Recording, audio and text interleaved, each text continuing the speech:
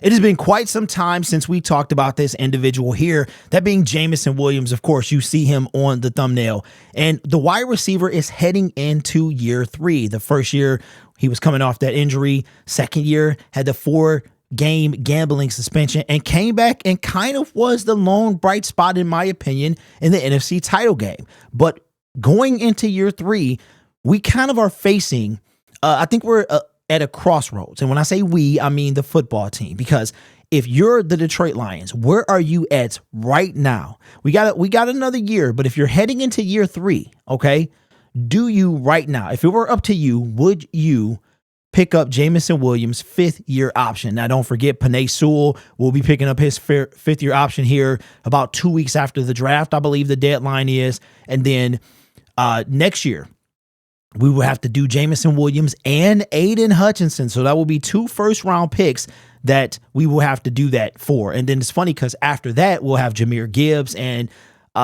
Jack Campbell. And it's crazy, right? So Brad Holmes is indeed building through the draft. But with the departure of Josh Reynolds, and you would assume that Jameson Williams, we've assumed this for a long time, some might have thought he might have been the number 1 wide receiver, but that's no doubt going to be Amon-Ra St. Brown. We assume with the departure of Josh Reynolds that Jameson Williams will be the number 2 wide receiver. Seems like as the year progressed, we started to get him more and more and more targets, which was what a lot of you were asking for as the year was going on from Ben Johnson, to give Jameson Williams more targets. But I saw an article today from Fansided. They reference another article from Yahoo Sports, and it is that Jameson Williams is on the hot seat, that the Detroit Lions could draft a wide receiver in the first round. I've seen that as well. Maybe 2 or the second or third round, that they draft a wide receiver who can kind of come and be the number 2 wide receiver, which is where we expect Jameson Williams to be. Here's what the article had to say. And this is coming from Matt Harmon of Yahoo Sports. Said the Lions will tell anyone who wants to listen that they have all the faith in the world in their former first round wide receiver. But at this point, Jameson Williams' career doesn't paint the picture of a reliable player. It would be hard to blame them if they don't want to walk into the season with him as their unchallenged number 2 behind Amon-Ra St. Brown after Josh Reynolds' exit. It would be a total shock to see it wouldn't be a total shock to see the Lions get a pure perimeter receiver at the 29th overall selection. But they do have bigger fish to fry from a needs perspective. Still, even a day 2 rookie who could push for playing time would be problematic for Williams' target projection. He doesn't have much room for error, considering that even in a best case scenario, he would be 5th on the team in pure opportunities no matter what, behind St. Brown, Sam Laporta, and the running back duo of Jahmyr Gibbs and David Montgomery, where I'm going to disagree with quite a bit in here. I don't think that he's going to be pure opportunities, not necessarily catching the football. St. Brown, Sam Laporta, Jahmyr Gibbs, and David Montgomery. From a target perspective, I mean, you only have so many plays, right? 70 plays is a large number to be run on offense in the game. And if St. Brown is getting 15 targets, 10 catches, that's 15, right? So now you have 55 plays left. Jahmyr Gibbs has, 10 carries. David Montgomery, 15 carries. Now, all of a sudden, that's 40. So now that's over half of the offense. And we're not talking about Sam Laporta getting the ball either, right?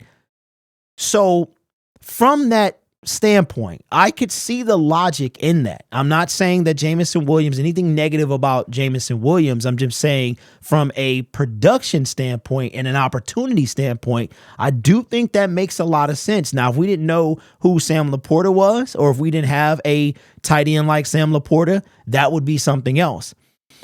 So with that being said, do you think that the Detroit Lions, that Jameson Williams is on the quote, the hot seat, meaning that if your seat is hot, that means that there's usually a fire under you. You got some type of pressure building up under, as far as for you to perform.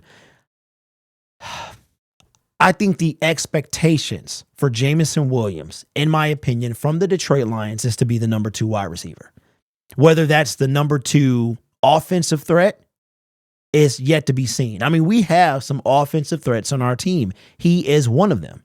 So for him to not be the number 2 wide receiver, I disagree with that. I don't think that the Detroit Lions are going to draft a wide receiver with the intention of replacing Jameson Williams at number 2. I don't see that. So here's what I see. I see St. Brown as far as wide receiver in order. St. Brown, Jameson Williams, ICD, PJ, Khalif Raymond, and I don't think Antoine Green is going to be much of anything. So I think that we'll take a wide receiver somewhere in the draft. I don't think it's going to be pick number 29.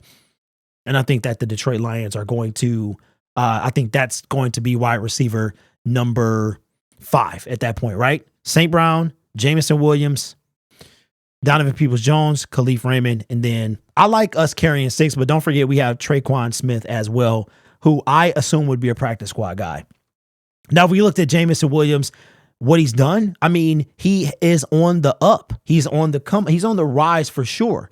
It's only been 2 brief seasons, but if we look at last year, he had 24 receptions. He had 354 yards, 2 touchdowns with an average of 15, almost 15 per. This is a high average, by the way. That's a high. Usually you see maybe 10, 11.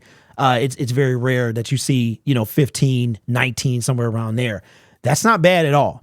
It's not bad. He did have a drop in the NFC title game, but he also had a end around that put us on the board. He sparked. And then it was funny because Jameson Williams had 2 touchdowns. He had the end around touchdown, and then he had the last touchdown that we scored as we were trying to make that comeback near the end. So as far as a production standpoint, I see the logic. I can see the point, but that would be on Ben Johnson and Dan Campbell to get Jameson Williams more involved.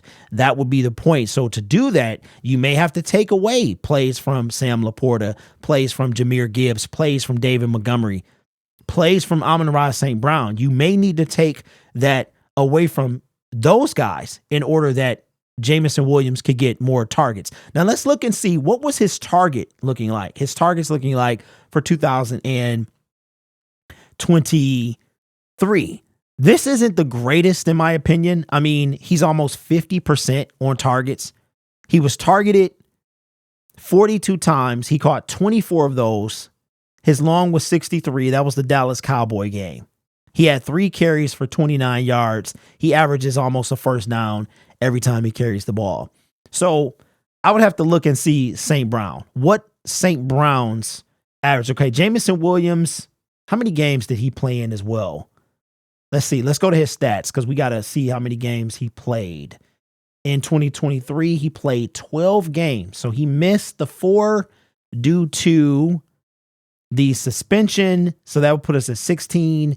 And I think he missed the last game of the season after that tweak in Dallas. So I think those are the 5 games that he missed. And in those 12, no, I'm sorry. These are carries. In those 12 games, here we go, right? So let's do this. So let's, by comparison, I'm going to see what St. Brown's are because that would give us a good idea of what kind of we're dealing with in that situation. Okay, all right. So it's not all bad. It's not all bad when you compare it to Jameson Williams. So Amon-Ra St. Brown, he had, how many games did he play in? I think he missed 1 as well. He played in 16, so he did miss the 1. That might have been the last game of the season, perhaps. I don't remember. He had 119 receptions and he had 164 targets. So he also, how much percentage is that? That's probably, no, that's much better than 50. I would say that's 65% targets compared to Jameson Williams in the 50s. But you're talking about 24 in 12 games or 119 in 16. That is so you would have to pull mad targets from St. Brown. And that I truly believe that that's what it's going to come down to. I don't think it's going to be necessarily on J-Mo. You know what I'm saying? I think it's going to be on Ben Johnson. It's going to be on the offense to get him more involved one way or another. Now, you can see from the championship game in ways that we've used him before, we had to see at least 3 reverses from Jameson Williams. Like, I swear, man, we see one every other game or so, some type of gadget play. We saw was it the flea flicker? I don't even know if that was the one in Dallas where he caught the pass, but probably the best throw that Jared Goff has made as a Detroit Lion, deep in my opinion, 63-yard reception, right? So I think that Jameson Williams, him being on the hot seat, I'm not so sure about that. I think it's going to come down to the offense. I think Jameson Williams, of course, he has to do his part. If he's thrown the ball, he has to catch it, which he started doing more of that as the year progressed. But it's going to be on the offense to get him more involved. And you may have to take some receptions from St. Brown. You know what? Let's do this impromptu thing. I want to know, what was Sam Laporta's targets? What was his targets? Because that's a big deal as well. Holy moly. Wow. Sam Laporta in 2023, he had 120 targets. So it literally was St. Brown, Sam Laporta, this guy. This is 75%. This is like 73% of the times he was targeted, he caught the football. That's insane. It's going to be tough. It's going to be tough for Jameson. I can say this. J-Mo, if he wants to be targeted more, he's going to have to be reliable. And that's only a question he can answer. So it's going to fall on Ben Johnson, Dan Campbell to get Jameson Williams targeted more. And it's going to fall on him to be able to catch the football. There are other ways that we can use him. We saw that in the title game. He can catch. He can make contested catches. That's not what he does, but he can do it, right? So I think that it's going to boil down to the reliability. How reliable is Jameson Williams catching the football? Because if you're going to take targets from Sam Laporta or St. Brown, I didn't even know he had been targeted 120 times. He has as many targets as St. Brown has catches, and he caught 74% of the times he was targeted. Fantastic. It's going to be hard for Jameson Williams to crack that. So let me know your thoughts, man. And as of this moment right now, we still got a year, but I'm just trying to gauge y'all a little bit. Are you picking up Jameson Williams' 5th-year option right now? If you had to make a decision, would you pick it up? For me, I don't know what he's going to be paid. I don't think it's going to be that much because he's outside the top 10. It might be a couple million. I would say yeah. Because, I mean, we pick up his 5th-year option. It's a couple million. And, I think Jameson Williams' career will be defined at that point. I think going into his second contract, we'll know exactly what NFL player he's going to be. So let me know your thoughts. Do you think Jameson Williams is on the hot seat heading into 2024? Do you think he's going to be the number 2 wide receiver? And what offensive option do you think he'll be when it comes to the offense? Right now, looking at Sam Laporta, it's easy to think that he's going to be at least 3. He's going to be at least the 3rd option, maybe 4. So I can't disagree totally now that I've seen, had to think it through on his assessment of Jameson Williams being the 5th option on offense. That's crazy. That means our offense is ridiculous. So if we do go wide receiver in the 1st round, that's going to be something. That's going to be something, man. So let me know your thoughts in the comments below. This channel is brought to you by viewers, subscribers, and members just like you. You guys are awesome. Take care of yourself and each other. And as always, go Lions.